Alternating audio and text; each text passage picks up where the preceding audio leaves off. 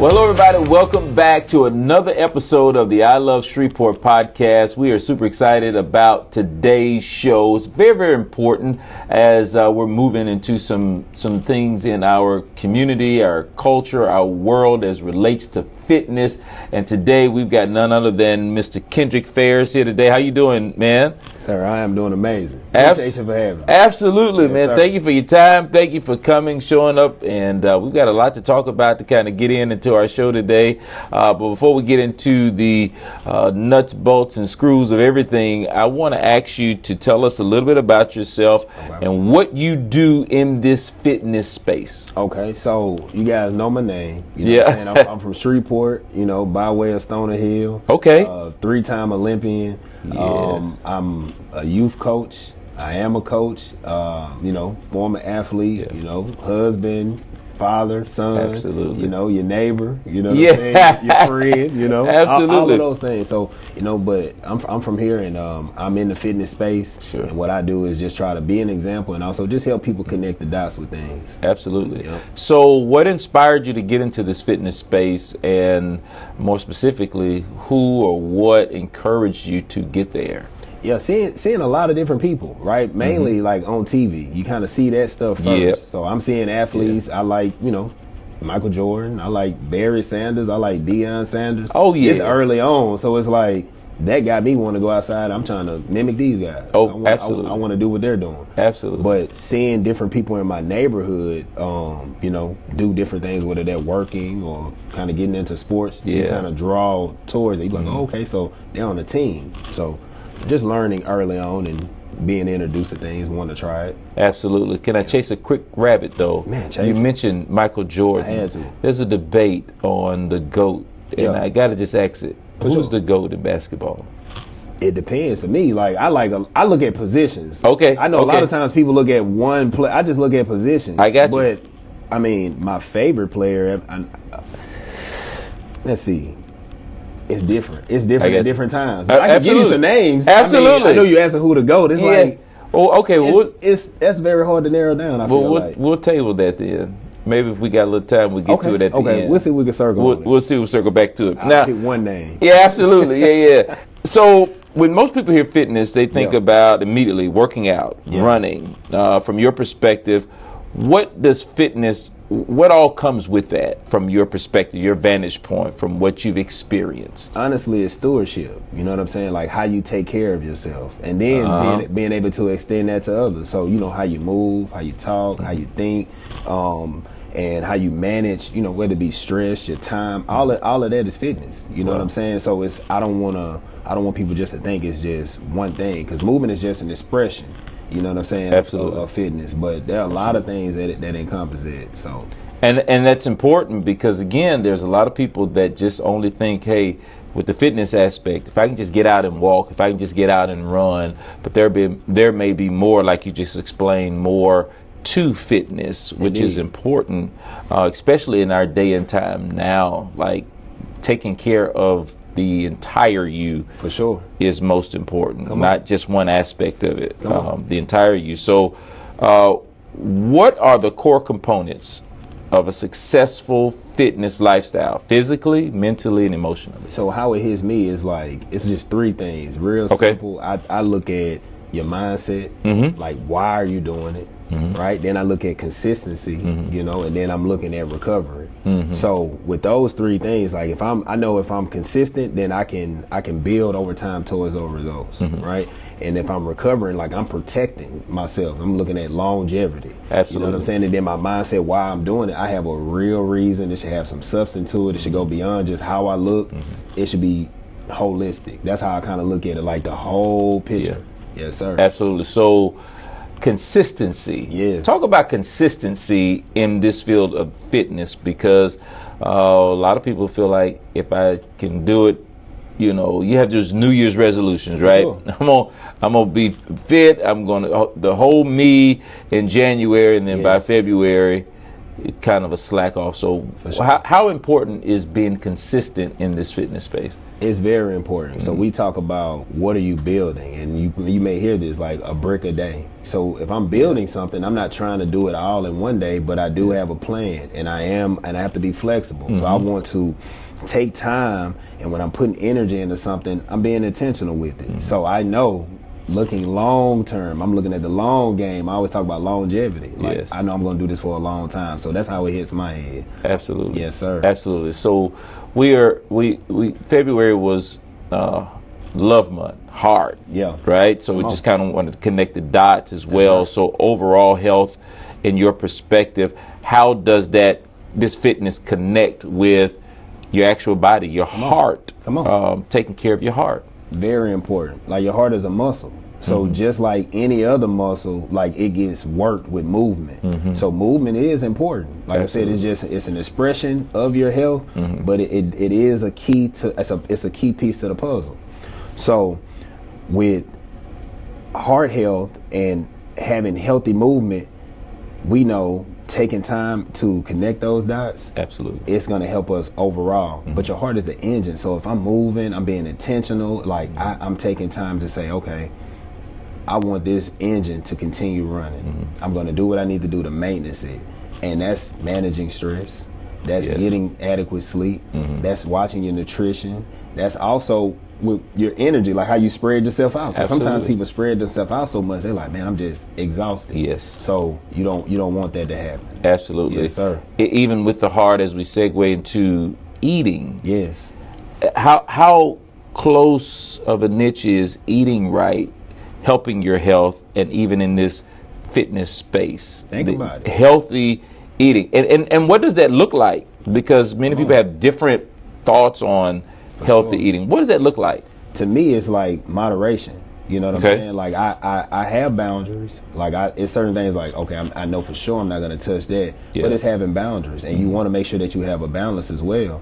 So healthy eating is being intentional. Like, okay, I have to have fuel. We all got a vehicle, right? Absolutely. You know what type of fuel is supposed to go in your vehicle. If it says 93 octane, you can put 87 in there. Yes. You can do it. Yeah. But over time, you're going to end up having some issues. Absolutely. So it's important for us to know what type of vessel, what type of vehicle we are, and then let's fuel it properly. Absolutely. So it doesn't mean that you can't, you know what I'm saying? You can have a little something, you can, but that shouldn't be your main source of how you get your energy, eating like junk or some things that are not, compatible with your body. Absolutely. Yeah. Speaking of knowing your body, knowing what to put in, you just referenced the cars, right? We know what level of gas to put in. How does one know what type of body they have to know what to put in? Or is it the same across the board? So it's not really cookie cutter, right? So some people, they'll go get blood work done. They see what type, of, blood type they are. Yeah. And then they'll eat foods that are compatible, with their blood type. Absolutely. So when I say it is something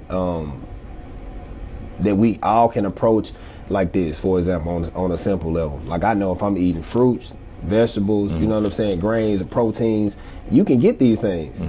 And I know for sure you're going to be healthy. Some people probably can't have it if they got, some type of allergies. Yeah. But a general rule of thumb, like, we're eating clean, like, I should be good. Sure. Now, people are different. But eating clean is important.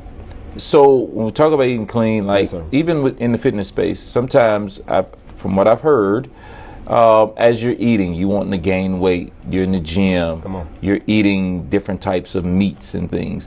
Come on. But then I hear on the flip side that there's some meats that aren't good for you, right? Can you kind of direct us in a way, if we're needing to eat some meats, what meats should we be eating? What meat should we maybe stay away from? For sure. So I like the kosher guidelines. You know what I'm saying? Like, if you're gonna have some meat, you can have turkey. Like, some people try to stay away from chicken, but you can get Cornish hen, right? So you got Cornish hen that's out here. That's still a form of chicken. Let me put that in my notes now. Type that in there. You can still have steak, but you should not have meat every single meal, every single day, right? So with the kosher, you have guidelines. So you got clean meats, and then you have unclean. Same thing with vegetables or plants. All plants are not clean. you got certain plants that you can eat, and it really will take you out of here, like swell up your throat, because it's not edible. Absolutely. Just because it's a plant. Sure. So that's when it comes to when I talk about clean and unclean. So certain things we can have. I can eat paint chips off the wall if I wanted to. You know what I'm saying? So that doesn't mean I'm going to be healthy long term. Absolutely. So when it comes to clean and unclean, you have to look into it. You have to look at the nature of that animal. That's very important if you have an animal, or you have to look at the nature of that plant and see, is it food? Absolutely. Yeah, just because it's in the store don't mean it's food. I'm just letting you know. No, this is real deal, yes, right? It's real, because we got some issues in Louisiana. Yes. You know, I know we're addressing them. Yes. Yes. But this is good because, again, one of the main things you mentioned was long term. Long term. And I think a lot of people live for now and not understanding the long-term effects. I've been guilty of the same, right? I'm the same way. Just, same way. You're young, you feel like you can eat anything, and don't think about the long-term effects that it may have. But now your food is a little different than back then, right? Sure, a little different. There's a lot of things that's been added to foods that are, that's different from back in the day. So for sure. This conversation, again, is very, very needed for our time even now. So is it different for men and women? It is different for men and women, but that can actually go across the board as far as like it being the same, the guidelines. Mm-hmm. You know what I'm saying? Like, obviously, if women, like how they're designed, it's different than a man, but they can still get it in. It's going to come down to portion size. Absolutely. Like, I know, obviously, I should be able to eat more than my wife. Right? Yes. So, or she may have something, let's say, for example, she may want more vegetables than I actually want at that time. Like, we eat different. She may eat more throughout the day. Yes. I may eat a bigger portion. You know what I'm saying? Absolutely. I may do more fasting. And it's not just because I'm a man, but men and women, we know we are designed different, but we can use that guideline. Absolutely. So, looking at clean, looking at what's going to be proper for our body, what's going to fuel us. Now, let's just say we've eaten and it's not been a clean, healthy eat, right? What are some things that we can do? I hear detox. For sure. I hear the fasting. Yes, sir.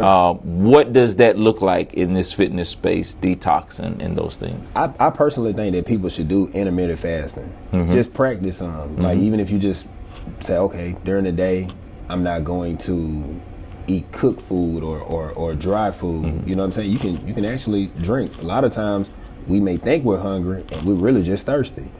It happens. Sometimes people hear that stomach rumble and they're like, oh, I'm hungry. I'm like, that's really something else. Yeah. We can dive into it, but it's like something else. You can really curb that, getting you a drink in, right? But I think intermittent fasting is very important because it's going to allow the body to rejuvenate and, like, you know what I'm saying, kind of reset. It's a whole recalibration that's going on. So detoxing is important. I know they got different products and things like that out here, but I like to keep it natural, finding different concoctions that we can put together, make them in the house, or they got, like I said, different restaurants that are selling, you know what I'm saying, juicers, healthier options right there, making it at your convenience. So, yeah, man, detoxing is important, and I personally do think fasting is important, but I always like for people to take baby steps. Yeah. See how your body reacts, you know, because people do react differently. Absolutely. Sincerely. When we doing some detoxes, you can't leave the house.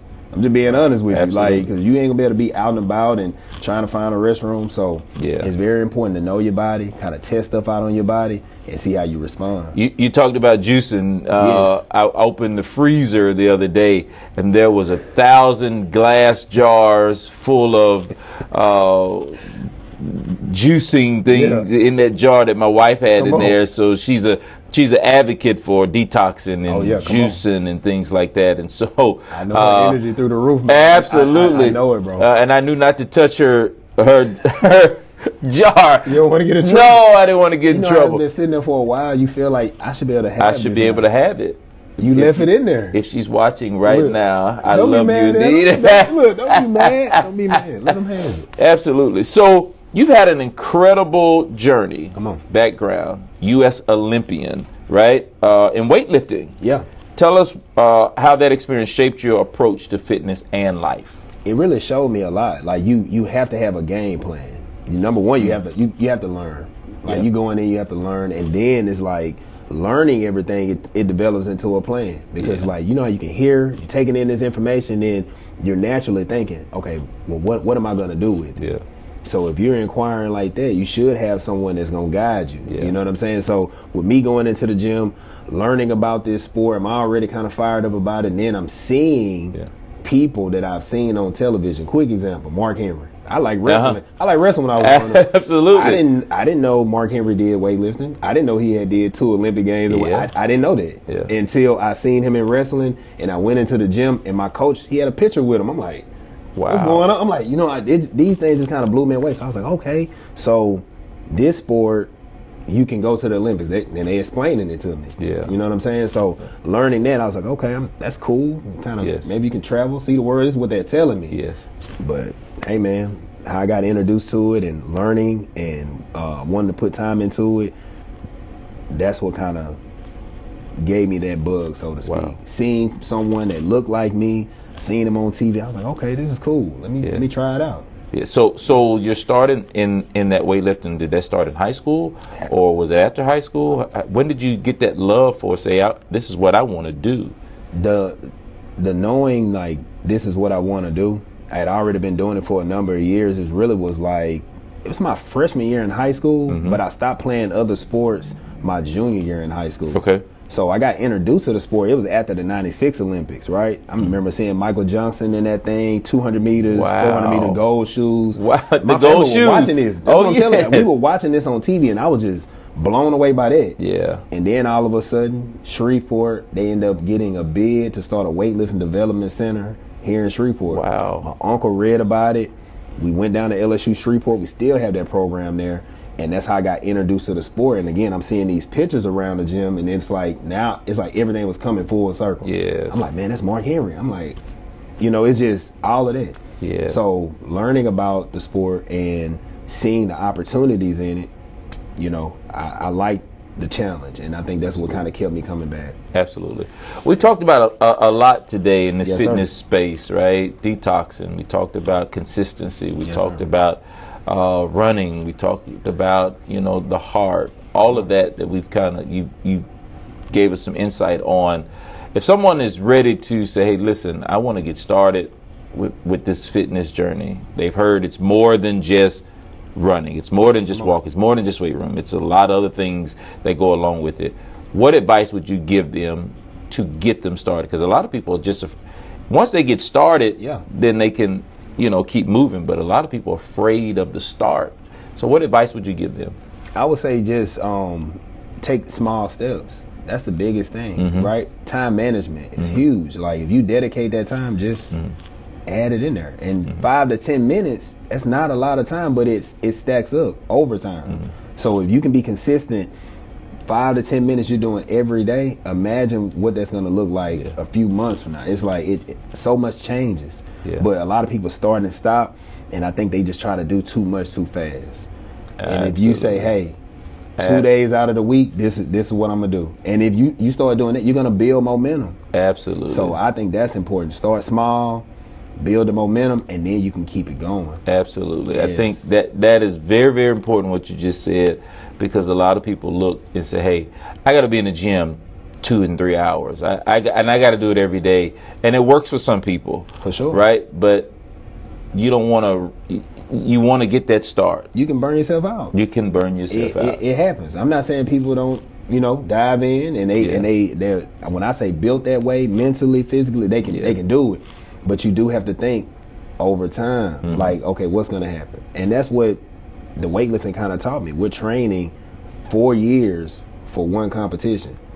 Wow. Again, it's not guaranteed that you're going to go to that competition. It doesn't mean that you're not doing competitions in between time, but the overall goal is to make it to here. And as you compete and go through these trials and all these things, you notice some people do start to fall off. Wow. And it's nothing against them. It's just, it really is game planning. Yeah. So I had a mindset, just quick example, going into certain competitions. It's not like I went into the competition and said, hey, I'm okay if I don't win this competition or if I lose. I already had a goal. My goal is to do this. So whatever the results were, those are results. Absolutely. And I knew I was on track. I wasn't worried about what nobody was. Everybody told, he's not gonna make it this year. It doesn't matter. It doesn't matter what anybody's saying. Quiet the noise.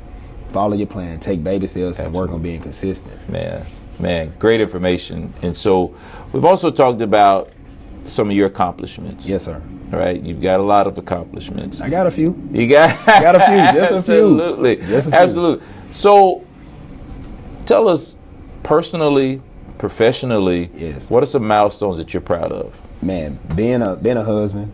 Absolutely. Being a father. How great is that?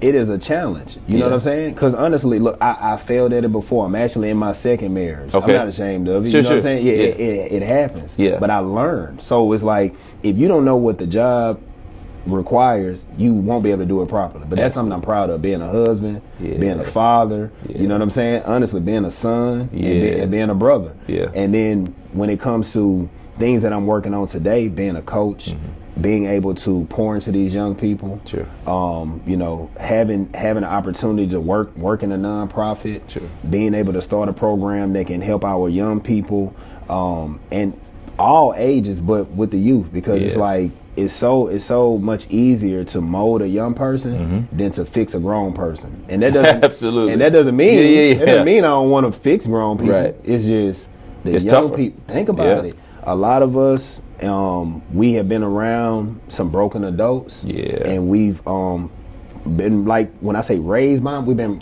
kind of raised by them because in society things are going on. Yeah. But those are things that I'm proud of, having an opportunity to be healthy and to serve people, because that's the whole purpose of being healthy. Sure. Not for yourself. Yeah. It's for other people. Absolutely. Yes, sir. Absolutely. Yes, sir. Before we close, we don't normally do this, but I want to do this today. I want you to just, in your own words, take a few moments. I want you to talk to our viewing audience, give them some advice or anything that's on your heart as relates to this fitness space. Before I come back and close, I just want you to take a moment and just share to those that are watching, because we've got a lot of watchers that watch. Okay, this is how this is hitting my mind.